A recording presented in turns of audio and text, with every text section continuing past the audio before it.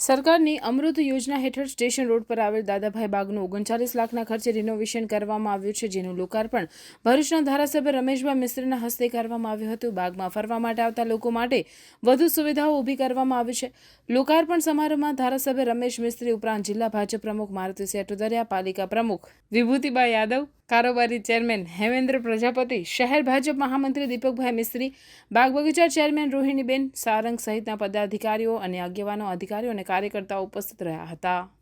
રાજ્ય સરકારની ગ્રાન્ટમાંથી ભરૂચ નગરપાલિકા દ્વારા 6 મહિના પહેલાં આ બાગમાં નવીનીકરણ માટે અને રીડેવલપ માટે ભૂમિપૂજન કરવામાં આવ્યું હતું।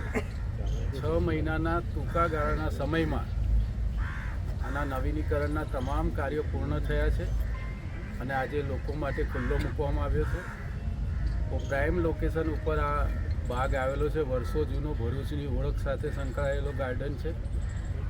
આના નવીનીકરણના કારણે ભરૂચના લોકોને, જે લોકો આ બાગમાં સતત આવજાવ કરે છે, સ્ટેશનનો વિસ્તાર હોવાના કારણે પ્રવાસીઓની પણ આવજાવ હોય છે, આ બધાને આનો લાંબા સમય સુધી લાભ મળશે।